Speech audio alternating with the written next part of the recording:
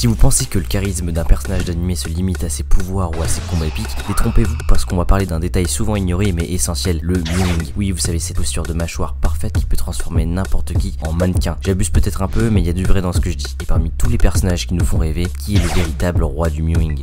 Goku. On commence avec une légende vivante, Sangoku. C'est plus qu'un héros, c'est un symbole. Mais avez-vous remarqué que dans toutes ces transformations, une chose reste constante, sa mâchoire. Peu importe qu'il soit en Super Saiyan, Ultra Instinct ou simplement en train de manger une montagne de ramen, sa ligne mandibulaire reste un chef-d'œuvre. Ce qui rend Goku impressionnant, c'est que son mewing naturel ne force en rien, il ne pose pas. Sa posture est toujours parfaite, ses mouvements fluides et son sourire confiant ajoutent une touche de légèreté à son apparence. Mais ne vous y trompez pas, derrière cette décontraction se cache une discipline. Entre ses séances d'entraînement intensives et son attitude zen, tout chez lui reflète une harmonie entre le corps et l'esprit. Et c'est ça qui fait de lui le maître du mewing, sans même s'en rendre compte. Roronoa Zoro. Passons à Zoro, l'épéiste qui connaît ni le nord ni le mot repos. Roronoa Zoro, c'est le gars qui transpire la puissance brute, mais ce qui impressionne, c'est que même dans le chaos d'un combat, il continue de coller sa langue au palais. Sa mâchoire est un mélange parfait entre force et tension. Chaque fois qu'il serre les dents pour tenir son troisième sabre, il prouve que le mewing est bien plus qu'esthétique. C'est une arme, et où il a besoin de travailler son mewing pour tenir son sabre. Et à force de faire tous ces combats, Zoro a maintenant une mâchoire de Giga-Shad. Mais ce qui distingue Zoro, c'est son aura. Il a cette capacité à imposer le respect rien qu'en se tenant droit, le menton légèrement levé comme pour défier le monde entier.